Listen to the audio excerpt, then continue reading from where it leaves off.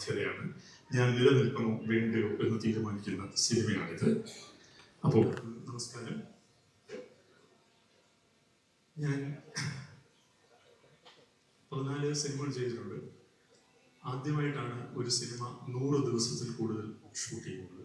അത് പ്രതിച്ഛായ എന്ന ഈ സിനിമയാണ്. 6000-7000 പേര് വരെ പങ്കെടുത്ത സീക്വൻസുകൾ ഇതിലുണ്ടായിരുന്നു. ഒട്ടനവധി ലൊക്കേഷനുകൾ ഉണ്ടായിരുന്നു. പല ലൊക്കേഷനുകൾ വളരെ വൈഷമ്യം പിടിച്ച ലൊക്കേഷനുകളായിരുന്നു. അപ്പോൾ ആ സിനിമ പൂർത്തിയായി ഇപ്പോൾ അത് ലോഞ്ച് ചെയ്യുന്ന ഈ വേളയിൽ എനിക്ക് എൻ്റെ കൂടെ പ്രവർത്തിച്ചവരെ ഈ വേദിയിലേക്ക് വിളിക്കണം. എൻ്റെ ഡയറക്ഷൻ ടീം മുഴുവൻ ഈ വേദിയിലേക്ക് വരണം ഞാൻ അഭ്യർത്ഥിക്കുന്നു. ഇപ്പോൾ director of photography Chandru, editor Manoj, music composer Justin Varghese, sound designers Siddharth and Sankaran, sound mix ചെയ്യുന്ന Vishnu Sujathan, colourist Sreik Varier, production controller Aruma Mohan, production designer Shaji Naduvil, art director Aji, finance controller Anil, makeup Ronex പോയോ എന്ന് സംശയമുണ്ട്, എൻ്റെ അടുത്ത് വന്ന് പറഞ്ഞു പോകുന്നു. കോസ്റ്റ്യൂം ചെയ്ത സിജി, ഡിസൈൻ ചെയ്യുന്ന യെല്ലോ ടൂത്ത് വിമൽ, ഈ സിനിമയുടെ PRO ആയിട്ടുള്ള സതീഷ്, ഫോക്കസ് പുള്ളർ സുജീഷ്, അദ്ദേഹം ഏതോ വർക്കിലാണ്, VFX ചെയ്യുന്ന അശ്വിൻ, ഇതിൻ്റെ ഒരു AI റിലീസ് ചെയ്ത അജ്മൽ, പിന്നീട് ഈ സിനിമയുടെ പിന്നണിയിൽ പ്രവർത്തിച്ച നിരവധി തൊഴിലാളികളുണ്ട്. ഞങ്ങൾക്ക് എല്ലാവർക്കും ഭക്ഷണം വിളമ്പിയ പ്രൊഡക്ഷൻ അസിസ്റ്റൻസ് യൂണിയൻ ഉണ്ട്. അവരുടെ പ്രതിനിധി രാജേഷ്, ഡ്രൈവേഴ്സിനെ പ്രതിനിധീകരിച്ച് അനിൽ, ജീപ്പ് ഓപ്പറേറ്റർ ആയിട്ടുള്ള സൂരജ്, ഹാൻഡർ ഓപ്പറേറ്റർ രാജേഷ്, യൂണിറ്റിൽ നിന്ന് ദിലീപ്, ക്യാമറയിൽ നിന്ന് Anoop, art assistant Deepu, makeup assist ചെയ്ത Vishnu, costume Rajani, hair stylist Shabna, still ചെയ്ത അമൽ, DOPയുടെ അസോസിയേറ്റ് ലോകേഷ്, മേക്കിംഗ് വീഡിയോ ചെയ്ത വിഷ്ണു, സ്പോട്ടിൽ ചെയ്ത മനു, ലൊക്കേഷനിൽ സൗണ്ട് ചെയ്ത മിഥുൻ, മാനേജേഴ്സ് ആയിട്ടുള്ള രാജു അരോമ, ഹംസീർ പ്രസാദ്. ഇവരോടൊപ്പം എനിക്ക് ഇതിനകത്തൊരു ക്രിയേറ്റീവ് ടീം ഉണ്ടായിരുന്നു. അത് ഷാരിസ് മുഹമ്മദ്, ഷാരിസ് നൂര, ദേവദത്ത് ഷാജി, മുഹമ്മദ് ഷാഫി ആൻഡ് സ്റ്റെഫി സേവിയർ.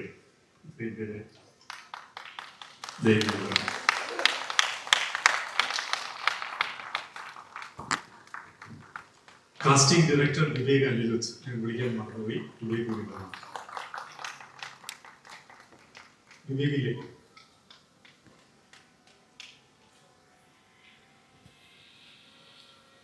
ഞാൻ ഇത്രയും ആളുകളെ ഇവിടെ വിളിച്ചത് മറ്റൊന്നും കൊണ്ടല്ല. ഈ സിനിമ എത്രത്തോളം പണിപ്പെട്ടാണ് ഷൂട്ട് ചെയ്തതെന്ന് ഇതിനു മുമ്പ് സംസാരിച്ച പലരും പറഞ്ഞു. അവരെല്ലാം എൻ്റെ പേരാണ് പറഞ്ഞത്. പക്ഷെ ഈ സിനിമ എൻ്റെതല്ല, ഇവരുടേതല്ല.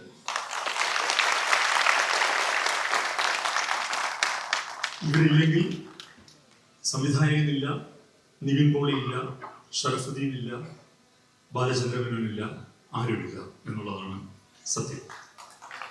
അത് ഞാനൊരു ട്രേഡ് യൂണിയനിസ്റ്റ് ആയതുകൊണ്ട് പറയുന്നതല്ല. മലയാളത്തിലെ എക്കാലത്തെയും ഏറ്റവും മികച്ച സംവിധായകൻ എന്ന് ഞാൻ വിശ്വസിക്കുന്ന KG ജോസ് സാർ ഒരിക്കൽ എന്നോട് പറഞ്ഞു.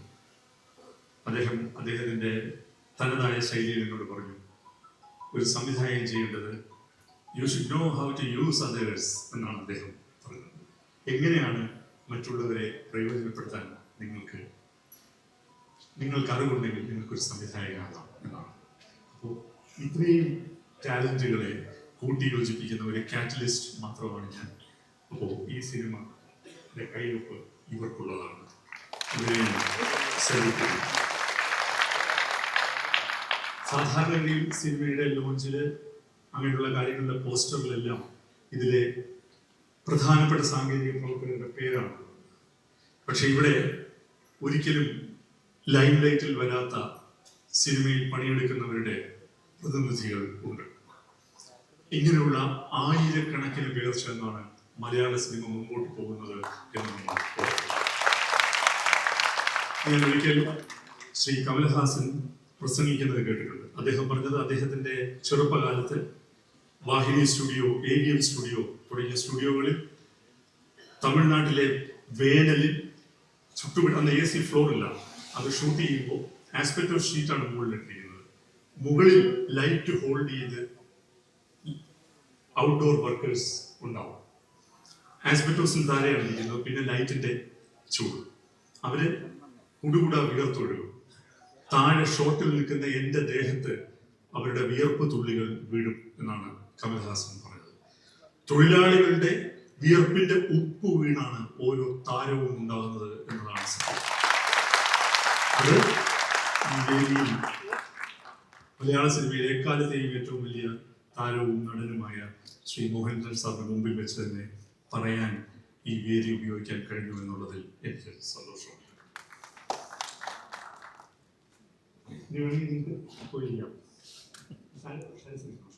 നിങ്ങൾക്ക് ആരെങ്കിലും സംസാരിക്കണമെങ്കിൽ സംസാരിക്കാൻ കേട്ടോ, അങ്ങനെയുള്ളവർ നിന്നു. 2019 ഞാൻ ഈ സിനിമയുമായിട്ടുള്ള യാത്ര തുടങ്ങിയത്. ഞാൻ ഷാരിസിനെ ഇവിടെ നിർത്താൻ കാരണം 2019 ഷാരിസ് എൻ്റെ അടുത്ത് വന്ന് ഒരു കഥ പറഞ്ഞു. 2019 ഷാരിസ് എൻ്റെ അടുത്തൊരു കഥ പറഞ്ഞപ്പോൾ ഞാൻ ഒരു ദിവസം കഴിഞ്ഞ് ഷാരിസിനോട് പറഞ്ഞത്, ഈ കഥയിലെ ഒരു പർട്ടിക്കുലർ മുഹൂർത്തം എന്നെ വല്ലാതെ ഹോൾഡ് ചെയ്യുന്നുണ്ട് എന്നാണ്. ഷാരിസിന്റെ അനുവാദം വാങ്ങിച്ചുകൊണ്ട് ഞാൻ ഷാരിസിനോട് ചോദിച്ചു, ഇത് ഞാൻ എഴുതിക്കോട്ടെ. അയാൾ ഏറ്റവും ഭംഗിയായി സ്ക്രിപ്റ്റ് എഴുതുന്ന മലയാളത്തിലെ എണ്ണം പറഞ്ഞ തിരക്കഥാകൃത്തുക്കളിൽ ഒരാളാണ്. അദ്ദേഹം പറഞ്ഞ ഒരു കഥ, ആ ഒരു മുഹൂർത്തം എന്റെ മനസ്സിൽ വന്നപ്പോൾ ഞാൻ അദ്ദേഹത്തോട് ചോദിച്ചു, അനുവാദം ചോദിച്ചു, ഞാൻ ഇത് എഴുതിക്കോട്ടെ എന്ന് ചോദിച്ചു. അദ്ദേഹം അത് സമ്മതിച്ചു. ഞാൻ ആ തിരക്കഥ എഴുതി അദ്ദേഹത്തെ വായിച്ചു കേൾപ്പിച്ചപ്പോൾ അദ്ദേഹം പറഞ്ഞു, ഇത് നിങ്ങൾ തന്നെ എഴുതിയാൽ മതി എന്നുള്ളത്. 2019 ഞാൻ തുടങ്ങിയ യാത്ര ഞാൻ പല വഴികളിലൂടെ പോയി. അത് ഒരുപക്ഷെ സിനിമ റിലീസ് ചെയ്തതിനു ശേഷം ഞാൻ പറയുന്നതാണ് നല്ലത്. ആ വഴികളിൽ ഒരു വഴി നിവിന്റെ വീട്ടിലേക്കുള്ള വഴിയായിരുന്നു. പക്ഷേ നിവിനൊക്കെ ഒരു ഡിസിഷൻ എടുക്കാൻ വലിയ പാടുള്ള ആളുകളാണ്. അപ്പോൾ ഞങ്ങൾ തമ്മിൽ അങ്ങനെ കുറെ സംസാരങ്ങൾ നടന്നു. പിന്നെ ഞാൻ വേറെ സിനിമകളിലേക്ക് പോയി. പിന്നീട് ഞാൻ ഈ സിനിമയിലേക്ക് തിരിച്ചു പോകാം. അതിൽ ലിസ്റ്റിന് വലിയൊരു റോളുണ്ട്. അതൊക്കെ നമുക്ക് സിനിമയ്ക്ക് ശേഷം പറയാം. ലിസ്റ്റിൽ അതൊക്കെ ഇവിടെ മറച്ചു വെക്കുകയാണ് ചെയ്യുന്നത്. ഏറ്റവും അവസാനം ആ സിനിമ സംഭവിക്കാൻ കാരണം ഞാൻ നിവിനെ ഫോൺ ചെയ്തിട്ട് ഞാൻ നിവിനോട് ചോദിച്ചു, നമുക്ക് ഉടനെ ഈ സിനിമ ചെയ്താൽ. നിവിൻ പറഞ്ഞു, നമുക്ക് ആ സിനിമ ചെയ്യാം. അങ്ങനെ 2019 തുടങ്ങിയ ഇതിന്റെ തിരക്കഥ അനവധി ഡ്രാഫ്റ്റുകളിലൂടെ ഇന്നത്തെ തിരക്കഥയായി മാറുകയാണ് ചെയ്തത്. 2019 എഴുതിയ തിരക്കഥയായിട്ട് ഇതിന് ഒരു ബന്ധവുമില്ല. അങ്ങനെയാണ് നിവിനിലേക്ക് ഇത് എത്തുന്നത്. അപ്പൊ ഞാൻ പേപ്പറിൽ കണക്ക് കൂട്ടിയപ്പോൾ അതിഭീമമായ ഒരു ബഡ്ജറ്റാണ് ഇതിന് വരുന്നത്. അപ്പോൾ എന്തു വന്നാലും ഈ സിനിമ അതിന്റെ വിധി എന്തായാലും അതിൽ പകുതി എനിക്ക് വേണം, ലാഭമായാലും നഷ്ടമായാലും എന്ന് ഞാൻ തീരുമാനിച്ചു. ബാക്കി പകുതി ആരോട് പറയും എന്ന് ചോദിച്ചപ്പോൾ, അങ്ങനെ പറയുമ്പോൾ ഞാൻ വലിയ ദൈവവിശ്വാസിയല്ല. പക്ഷെ ദൈവവിശ്വാസികൾ പറയുമല്ലോ, ഓടക്കുടലുമായിട്ട് ഉണ്ണികൃഷ്ണൻ നിൽക്കും എന്ന് പറയുന്നത് പോലെ ഓടക്കുടലാണ് ശ്രീ ഗോപാലൻ സാറിന്റെ എവിടത്തിലുള്ളത്. അപ്പൊ ഞാൻ അദ്ദേഹത്തെ കൃഷ്ണമൂർത്തി വിളിച്ചു, ഗോപാലേട്ടനെ വിളിച്ചു. അപ്പൊ ഗോപാലേട്ടൻ പറഞ്ഞു, നമുക്ക് നോക്കാം. അങ്ങനെ ഞാൻ കൃഷ്ണമൂർത്തിയെ കണ്ട് ഇതിന്റെ കഥ പറയാൻ പോയപ്പോ, ഇതിവിടെ പറഞ്ഞില്ലെങ്കിൽ ഒരിടത്തും പറയാൻ പറ്റില്ല. ഗോപാലേട്ടൻ എന്നെ ഫോൺ ചെയ്തിട്ട് പറഞ്ഞു, ഇതിന്റെ കഥ കേട്ട് കഥ നല്ലതാണ് എന്ന് പറഞ്ഞ് ഞാൻ ഉണ്ണികൃഷ്ണന് കൈ തന്നാൽ അത് ശരിയാവില്ല. കഥ കേൾക്കുന്നതെന്ന് ഞാൻ പറയാം, ഇത് ചെയ്യുന്നു ഞാൻ എന്നുള്ളത്. അത് ഗോപാലേട്ടൻ എന്നോട് കാണിച്ച വലിയ സ്നേഹവും വിശ്വാസവുമാണ്. അദ്ദേഹം എന്ന് പറഞ്ഞു, അദ്ദേഹം മനസ്സമാധാനത്തോടു കൂടിയാണ് ഈ സിനിമ പൂർത്തിയാക്കിയത് എന്നുള്ളത്. ഇതിലെനിക്ക് വലിയ സന്തോഷമുണ്ട്. ഞങ്ങളുടെ ആരോഗ്യ ചികിത്സാ പദ്ധതിയിലേക്ക് ഫെഫ്കയിലേക്ക് ഓടി ചെല്ലുമ്പോൾ പൈസ വാരിക്കോരി തരുന്ന ഒരാളാണ് ഗോപാലേട്ടൻ. ഗോപാലേട്ടൻ ഇത്രയും ഞാൻ വരും. ഈ ഇതിന്റെ ഒരു പോസ്റ്റ് പ്രൊഡക്ഷൻ കഴിഞ്ഞ് ഞാൻ വരുന്നുണ്ട്. അപ്പോൾ ഇപ്പൊ തന്നെ അത് സമ്മതിച്ചിട്ടുണ്ട്. ബാക്കിയുള്ളത് കൃഷ്ണമൂർത്തി നോക്കുകയും ചെയ്യും. അപ്പോൾ ഗോപാലേട്ടൻ വളരെ വലിയ സന്തോഷം ഗോപാലേട്ടൻ ഒപ്പം നിന്നതിന്. അതുപോലെ തന്നെ കൃഷ്ണമൂർത്തി എടുത്തു പറയേണ്ട പേരാണ്. എനിക്ക് എപ്പോഴും ഒരു സഹോദര തുല്യനായിട്ട് ഇതിനെ സപ്പോർട്ട് ചെയ്ത ആളാണ് കൃഷ്ണമൂർത്തി. പിന്നെ ഞാൻ ചില പേരുകൾ പറയും. ഒന്ന് ആന്റണി പെരുമ്പാവൂർ, എൻ്റെ സഹോദരനാണ് ആന്റണി പെരുമ്പാവൂർ. ലിസ്റ്റിൻ വേണുകുന്നപ്പള്ളി, എൻ്റെ സുഹൃത്ത്. പേര് വെളിപ്പെടുത്താൻ ആഗ്രഹമില്ലാത്ത ഒരാളുണ്ട്. ഈ 3 പേരുടെയും പേര് പറയാൻ, ഈ 3 പേരും എന്നെ സാമ്പത്തികമായിട്ട് സഹായിച്ചിട്ടുണ്ട് ഈ സിനിമ. ആ 3 പേർക്കും ഞാൻ നന്ദി പറയുന്നു.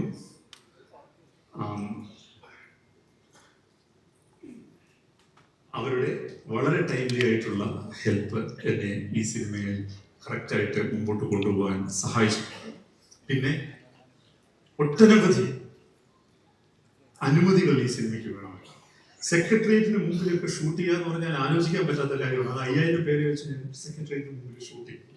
അപ്പൊ ഇങ്ങനെയുള്ള ഓരോ കാര്യത്തിലും എൻ്റെ കൂടെ വളരെ സ്ട്രോങ് ആയിട്ടുള്ള എൻ്റെ അടുത്ത സുഹൃത്തുണ്ട് ജയചന്ദ്രൻ, മംഗളത്തിലെ ജയചന്ദ്രന് ഞാൻ നന്ദി പറയുന്നു. ബെഹ്റ സാർ എന്തിനും എപ്പോഴും ഒരു ഫോൺ കോളിൽ അവൈലബിൾ ആയിട്ടുള്ള ആളായിരുന്നു. സാറിനും നന്ദി. ഒപ്പം ഇതിന്റെ ക്രിയേറ്റീവ് കോൺട്രിബ്യൂട്ടേഴ്സ് ആയിട്ട് എൻ്റെ കൂടെ ഷാൻഡസിനോടൊപ്പം വർക്ക് ചെയ്ത 3 പേരുണ്ട്. ഒന്ന് ദേവദത്ത് ഷാജിയാണ്, മറ്റൊന്ന് മുഹമ്മദ് ഷാഫിയാണ്, മറ്റൊന്ന് സ്റ്റെഫി സേവ്യറാണ്. ഈ 3 പേരാണ്. ദേവദത്ത് ഷാജി ഭീഷ്മപർവം, ധീരൻ തുടങ്ങിയ പടങ്ങളിലൂടെ ഒരു എഴുത്തുകാരൻ എന്ന നിലയിൽ മെറ്റൽ പ്രൂവ് ചെയ്ത ആളാണ്. അതുപോലെ മുഹമ്മദ് ഷാഫി കണ്ണൂർ സ്ക്വാഡ് എന്ന സിനിമ ചെയ്താണ്. സ്റ്റെഫി എന്നെ സംബന്ധിച്ചിടത്തോളം കേവലം ഒരു സഹപ്രവർത്തകയല്ല, she's almost my family member. എനിക്ക് എത്രയോ കാലമായിട്ട് അറിയാവുന്ന ആളാണ് സ്റ്റെഫി. സ്റ്റെഫി കോസ്റ്റ്യൂം ഡിസൈനർ മാത്രമല്ല, മികച്ചൊരു സംവിധായകയാണ്. അപ്പൊ ഈ ആളുകളോടെല്ലാം ഞാൻ ഇതിൽ തിരക്കഥ ഇതിൽ ഷൂട്ട് ചെയ്യുന്നതിന് മുമ്പ് എല്ലാം പല ആവർത്തി ഇത് വായിച്ചു നോക്കും. അവരോട് ഇത് വായിച്ചു നോക്കാൻ പറയും. ഞാൻ നരേറ്റ് ചെയ്യാറുണ്ട്. അവരുടെ അഭിപ്രായങ്ങൾ ഞാൻ കേൾക്കാറുണ്ട്. സ്വീകരിക്കാവുന്നത് സ്വീകരിച്ചിട്ടുണ്ട്, തള്ളിക്കളയേണ്ടത് തള്ളിക്കളഞ്ഞിട്ടുണ്ട്. പക്ഷേ ഈ സിനിമയുടെ എഴുത്തിന്റെ പൂർണ്ണ ഉത്തരവാദിത്വം എനിക്കാണ് എന്ന് പറയാൻ ഞാൻ ആഗ്രഹിക്കുകയാണ്. അവർ എനിക്ക് ഉടനീളം എൻ്റെ കൂടെ നിന്ന് ഇന്ധനം പകർന്നവരാണ്. അവർക്ക് വലിയ നന്ദിയുണ്ട്. പിന്നെ ഇന്ന് ഈ ട്രെയിലർ ലോഞ്ച് ചെയ്ത പ്രിയപ്പെട്ട മോഹൻലാൽ സർ, അദ്ദേഹത്തിന് ഇങ്ങനത്തെ വേദിയിലാണ് ഞാൻ സാറിന് വിളിക്കുന്നത്. അല്ലെങ്കിൽ ഞങ്ങൾ തമ്മിൽ ഉള്ള സ്നേഹവിനിമയം എൻറ്റയർലി ഡിഫറെൻ്റ് ആണ്. അദ്ദേഹവുമായിട്ട് അഗാധമായിട്ടുള്ള വ്യക്തിബന്ധം എനിക്കുണ്ട്. എൻ്റെ ഈ സിനിമയുടെ പല കാര്യങ്ങളും പല ഘട്ടങ്ങളിലും ഞാൻ അദ്ദേഹവുമായിട്ട് ചർച്ച ചെയ്തിട്ടുണ്ട്. അദ്ദേഹം ഈ സിനിമ പൂർത്തിയായി എന്ന് പറഞ്ഞപ്പോൾ ഞാൻ അദ്ദേഹത്തെ വിളിച്ചിട്ട് ഈ സിനിമ ആളുകളിലേക്ക് എത്തിക്കുന്നത് അദ്ദേഹമല്ലാതെ മറ്റാരും അത് ചെയ്യാൻ എൻ്റെ മനസ്സിൽ ഇല്ല എന്ന് പറഞ്ഞപ്പോൾ അദ്ദേഹം തിരക്കുകൾക്കിടയിൽ ഓടി വന്നു. സർ, വലിയ സന്തോഷം. ഇനി പറയേണ്ടത് ഇതിലെ ആക്ടേഴ്സിനെ കുറിച്ചാണ്. ഞാൻ നിവിനെ കുറിച്ച് പറഞ്ഞു. നിവിൻ ആദ്യമായിട്ടാണ് ഞാൻ നിവിനുമായിട്ടൊരു സിനിമ ചെയ്യുന്നത്. നമ്മൾ നിവിൻ വളരെ ലേസി ആയിട്ടാണ് ഒരു സീൻ ചെയ്യുന്നതെന്ന് തോന്നുന്നു. പറഞ്ഞു കൊടുക്കുമ്പോഴും ഒക്കെ. എന്നിട്ട് ഞാൻ പോകുമ്പോൾ ഈ മൈക്കുള്ളത് കൊണ്ട് എനിക്ക് പലതും കേൾക്കാറില്ല. അപ്പോൾ നിവിൻ പറയും, സാർ അങ്ങനെയൊക്കെ പറയും, നീ ഒന്ന് പ്രോം ചെയ്തേക്ക്. പക്ഷേ ടേക്കിൽ അയാൾക്കൊരു മാജിക് ഉണ്ട്. നമ്മൾ ആരും കരുതാത്ത ഒരു മാജിക് ടേക്ക്. അങ്ങനെയുള്ളവരെയാണ് നമ്മൾ ഗ്രേറ്റ് ആക്ടേഴ്സ് എന്ന് വിളിക്കുന്നത്. ആ മാജിക്കിന്റെ എപ്പിറ്റൽ എന്ന് പറയുന്നത്, ഗിരിശൃംഗം എന്ന് പറയുന്നത് ശ്രീ മോഹൻലാലാണ്. ഒരിക്കലും ഞാൻ സംവിധാനം ചെയ്ത സിനിമകളുടെ വിഷ്വൽസ് കണ്ടപ്പോൾ, വില്ലനിലെ വിഷ്വൽ കണ്ടപ്പോൾ ഞാൻ ഇപ്പോഴും ഓർക്കുന്നുണ്ട്. ഇപ്പോൾ ഐക്കോണിക് ആയിട്ട് ആളുകൾ പറയുന്ന ആ ഷോട്ട് അദ്ദേഹം എങ്ങനെയാണ് ചെയ്തതെന്ന്. ഉടനീളം തമാശ പറഞ്ഞ് ടേക്ക് എന്ന് പറഞ്ഞപ്പോൾ ഈ ഷോട്ട് ചെയ്തിട്ട് അതില് അദ്ദേഹത്തെ ഒന്ന് അഭിനന്ദിക്കാൻ പോലും എനിക്ക് അദ്ദേഹം അവസരം തന്നിട്ടില്ല. ഓടിച്ചെന്നപ്പോൾ കെട്ടിപ്പിടിച്ച് എന്റെ ചെവിയിൽ ഒരു തമാശ പറഞ്ഞു. ആ തമാശ ഞാൻ ഇവിടെ ആവർത്തിക്കുന്നു. അപ്പോ അങ്ങനെയുള്ളൊരു മാജിക് അദ്ദേഹത്തിനുണ്ട്. നിവിനും അങ്ങനെ ഒരു സർഗശേഷിയുണ്ട്. ടേക്കിൽ അയാൾക്ക് ഒരു എക്സ്ട്രാ സംതിങ് വരുന്നുണ്ട്. ഞാൻ ധൈര്യപൂർവ്വം പറയുന്നു, Nivin has done A fantastic job. അതിന്റെ സിനിമ കാണുന്നത് മനസ്സിലായി. പിന്നെ ഞാൻ നേരത്തെ ബാലേന്ദ്രൻ സാറിനെ കുറിച്ച് പറഞ്ഞു. അദ്ദേഹത്തെ കൊണ്ട് വർക്ക് ചെയ്യാൻ കഴിഞ്ഞത് വലിയ ഭാഗ്യമാണ്.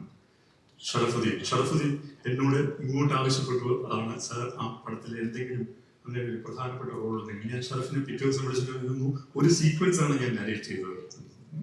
ഷറഫ് ഓൾസോ ഈ സിനിമയിൽ വർക്ക് ചെയ്ത എല്ലാ ആക്ടേഴ്സും ഞാൻ ഓരോരുത്തരും പേരെടുത്ത് പറയുന്നില്ല. ഹരിശ്രീ അശോകനെ എനിക്ക് കാണാം. My all time favourite Sai Kumar അവിടെയുണ്ട്. അപ്പോൾ എനിക്ക് രാജശേഖരനോ ഞാനുമായിട്ട് ആദ്യമായിട്ടാണ് വർക്ക് ചെയ്യുന്നത്. സരിത മാഡവും ഞാനുമായിട്ടും ആദ്യമായിട്ടാണ് വർക്ക് ചെയ്യുന്നത്. നീതു ഓഡീഷനിലൂടെ വന്ന് ഗംഭീരമായിട്ട് റോൾ ചെയ്യുന്ന ആളാണ്. വിജിതയുണ്ട്, മേഘയുണ്ട്, അങ്ങനെ എല്ലാവരെയും പേരെടുത്ത് പറയുന്നത്. Every actor in this film is very important. ഞാനൊരു വളരെ സ്പെഷ്യൽ താങ്ക്സ് ആൻ അഗസ്റ്റിനോട് പറയാൻ ആഗ്രഹിക്കുന്നു. ആൻ ഈ കഥ കേൾക്കുകയും ഈ റോള് ചെയ്യാൻ സമ്മതിക്കുകയും ചെയ്തത് ഈ സിനിമയ്ക്ക് വലിയ രീതിയിലുള്ള ഒരു വാല്യൂ അഡീഷൻ നൽകിയിട്ടുണ്ട്. അത് നിങ്ങൾക്ക് സിനിമ കാണുമ്പോൾ മനസ്സിലാവും. അവർക്ക് നല്ല അലർജി ഉള്ളതാണ്. നമ്മുടെ DOP ഇഷ്ടം പോലെ പുകയിട്ട് അവരുടെ ആസ്മയൊക്കെ വളരെയധികം കൂട്ടിയിട്ടുണ്ട്. പക്ഷെ അവരതെല്ലാം വിത്ത്സ്റ്റാൻഡ് ചെയ്ത് thank you for being with us. So ആക്ടേഴ്സിനോട് എല്ലാവരോടും എനിക്ക് വലിയ കടപ്പാടുണ്ട്. സിനിമയെക്കുറിച്ച് ഞാൻ ഒന്നും പറയുന്നില്ല. Let the cinema speak to you. പക്ഷേ ഒരു കാര്യം പറയാം, വലിയ മുതൽ മുടക്കുള്ള ഒരു സിനിമയാണ്. അതിൻ്റെ 50% എൻ്റെ ബാധ്യതയാണ്. ഞാൻ നിലനിൽക്കണോ വേണ്ടയോ എന്ന് തീരുമാനിക്കുന്ന സിനിമയാണിത്. അപ്പോൾ എന്നെ സംബന്ധിച്ചിടത്തോളം അത്രയും നിർണായകമായ സിനിമയാണ്. അപ്പോഴാണ് ഞാൻ അറിയുന്നത് ഇതൊരു പ്രൊപ്പഗൻഡ സിനിമയാണ്. അപ്പോൾ ഇത്രയധികം കോടികൾ കയ്യിൽ നിന്ന് പലരോടും കടം വാങ്ങിച്ച ഒരു പ്രൊപ്പഗൻഡ നടത്താൻ മാത്രം എനിക്ക് കേരളത്തിലെ ഒരു രാഷ്ട്രീയ കക്ഷിയോടും ബഹുമാനമില്ല എന്ന് പറയാൻ ഞാൻ ഈ അവസരം ഉപയോഗിക്കുകയാണ്. ഇത് ഒരു പ്രൊപ്പഗൻഡയുമില്ല. തീർച്ചയായിട്ടും സമൂഹത്തിൽ നമ്മൾ കാണുന്ന പല സന്ദർഭങ്ങളും പല ആളുകളുടെ ഷെയ്ഡ്സും ഇതിലെ കഥാപാത്രങ്ങൾ ഉണ്ടാവും. പക്ഷെ 100% ഇത് ഫിക്ഷൻ ആണ് ഈ സിനിമ എന്ന് പറയുന്നത്. പക്ഷെ കേരള രാഷ്ട്രീയത്തിൽ എനിക്ക് പറയാൻ ആഗ്രഹമുള്ള ചില കാര്യങ്ങളെക്കുറിച്ച് ഞാൻ ഈ സിനിമയിലൂടെ സംസാരിക്കുന്നുണ്ട്. അതാണ് മോഹൻലാൽ സാർ ഉദ്ദേശിച്ചതെന്ന് ഞാൻ കരുതുന്നു. കാരണം ഇന്ന് വ്യക്തികളില്ല, പ്രതിച്ഛായകൾ മാത്രമേ ഉള്ളൂ എന്ന് ഈ സിനിമയിൽ 3 അവസരങ്ങളിൽ പറയുന്നുണ്ട്. നമ്മളെല്ലാം ഇമേജസുകളായി മാറുകയാണ്. നമ്മൾ വ്യക്തിത്വം നഷ്ടപ്പെടുന്നവരാണ്. നമ്മളും മറ്റുള്ളവരും തമ്മിലുള്ള ബന്ധം സോഷ്യൽ മീഡിയ പറയുമ്പോഴാണ് നമ്മൾ തന്നെ തിരിച്ചറിയുന്നത്. നമുക്ക് ജെനുവിനായിട്ട് മറ്റൊരാളുമായിട്ട് കമ്മ്യൂണിക്കേറ്റ് ചെയ്യാൻ സാധിക്കുന്നില്ല എന്നുള്ളതാണ്. അപ്പോൾ കോടിക്കണക്കിന് രൂപ മുതൽ മുടക്കിലൂടെ ഇമേജ് ക്രിയേഷൻ നടത്തി നമ്മളുടെ അബോധത്തെ കോളനൈസ് ചെയ്യുന്ന അതിഭീകരമായ ഒരു സൈബർ രാഷ്ട്രീയം ഇവിടെ വളരെയധികം സ്ട്രെങ്തൻ ചെയ്ത് കഴിഞ്ഞിരിക്കുന്നു. അങ്ങനെയുള്ള ഒരു വിഷയം ഒരു ജനപ്രിയ സിനിമയുടെ ഫോർമാറ്റിലൂടെ പറയാൻ ഞാൻ ശ്രമിക്കുന്നു. പക്ഷെ അങ്ങനെ പറയുമ്പോഴും ഇതിനകത്ത് ഇത് അടിസ്ഥാനപരമായിട്ട് ഒരു റിലേഷൻഷിപ്പ് ഡ്രാമ, അച്ഛനും മകനും തമ്മിൽ, പങ്കാളികൾ തമ്മിലുള്ള, അല്ലെങ്കിൽ ഇതിലെ ഓരോ കഥാപാത്രത്തിനും ഒരു ബാക്ക് സ്റ്റോറി ഉണ്ട്. അപ്പോൾ അത്തരത്തിൽ ഉള്ള ഒരു ലേയേർഡ് ആയിട്ടുള്ള സിനിമ ഉണ്ടാക്കാനുള്ള ശ്രമമാണ് ഞാൻ നടത്തിയിരിക്കുന്നത്. എൻ്റെ സാമ്പത്തിക ബാധ്യതയോ എൻ്റെ പരാധീനതയോ എൻ്റെ അധ്വാനമോ ഇവിടെ ഇത്രയും പേർ വന്നു നിന്നവരുടെ അധ്വാനമോ ഒന്നും കാണികൾക്ക് വിഷയമല്ല. കാണികൾക്ക് അതൊന്നും ഒരു ബാധ്യതയുമില്ല. പലരും പറയാറുണ്ട്, ഇത്ര ആളുകളുടെ അധ്വാനമില്ല, നിങ്ങളിങ്ങനെ ഇതിനെ വിമർശിക്കരുത്. കാണിയെ സംബന്ധിച്ചിടത്തോളം 2.5 മണിക്കൂർ എന്നെ ഒരു സിനിമ രസിപ്പിക്കുന്നു എന്നുള്ളത് മാത്രമേ ഉള്ളൂ മുമ്പിൽ. അതുകൊണ്ട് എൻ്റെ ഈ സിനിമയെ ഉപാധികളില്ലാതെ ഞാൻ കാണികളുടെ മുമ്പിലേക്ക് സമർപ്പിക്കുകയാണ്. നിങ്ങൾക്ക് തീരുമാനം, ഈ സിനിമയെക്കുറിച്ച് ഞാൻ പറയുന്നത് നിങ്ങളുടെ തീരുമാനമാണ് ഈ സിനിമയുടെ സ്വീകാര്യത എന്ന് പറയുന്നത്. പക്ഷേ എൻ്റെ ഈ സംസാരം അവസാനിപ്പിക്കുന്ന ഒരു പേഴ്സണൽ നോട്ടിൽ വേണം എന്ന് ഞാൻ കരുതുന്നു. എങ്ങനെയാണ് ശ്രീ മോഹൻലാൽ ആ വാചകം ഉപയോഗിച്ചത് എന്ന് എനിക്കറിയില്ല. ചിലപ്പോൾ ഞങ്ങൾ തമ്മിലുള്ള ഒരു ബന്ധത്തിൻ്റെ ഏതോ ഒരു രഹസ്യാത്മകതയാണെന്നത് ഞാൻ കരുതുന്നു. ഞാനിതിലെ എഴുതി വെച്ച ഒരു വാചകം അദ്ദേഹം പറഞ്ഞു, this cinema is very close to my heart. ഈ സിനിമ എൻ്റെ ഹൃദയത്തോട് വളരെ അടുത്ത് നിൽക്കുന്ന സിനിമയാണ്. ഈ സിനിമ എന്നെ ആനന്ദിപ്പിച്ച പോലെ എൻ്റെ മറ്റൊരു സിനിമയും എന്നെ ആനന്ദിപ്പിച്ചിട്ടില്ല. ഈ സിനിമ എന്നെ ദുഃഖിപ്പിച്ച പോലെ മറ്റൊരു സിനിമയും എന്നെ ദുഃഖിപ്പിച്ചിട്ടില്ല. ആനന്ദവും ദുഃഖവും ചേരുന്നതാണ് ജീവിതമെങ്കിൽ എൻ്റെ കരിയറിലെ എൻ്റെ ഏറ്റവും പ്രിയപ്പെട്ട സിനിമ പ്രതിച്ഛായ എന്ന ഈ സിനിമ എൻ്റെ ജീവിതത്തിലെ ഏറ്റവും നിർണായകമായ ചില കാര്യങ്ങൾ സമ്മാനിച്ച സിനിമയാണ്. ഈ സിനിമയ്ക്ക് മുമ്പും ഈ സിനിമയ്ക്ക് ശേഷവുമുള്ള ഞാൻ 2 വ്യക്തിത്വങ്ങളാണ് എന്ന് ഞാൻ കരുതുന്നു. അത് ഒരിക്കലും ഒരു പബ്ലിക് പ്ലാറ്റ്ഫോമിൽ പറയാൻ ഞാൻ ആഗ്രഹിക്കുന്നുണ്ട്. Cinema is all yours. നിങ്ങൾക്ക് വിധിക്കാം. എന്നോടൊപ്പം സഞ്ചരിക്കുകയാണെങ്കിൽ ഞാൻ നന്ദിയുള്ളവരായിരിക്കും. സ്നേഹം. Thank you.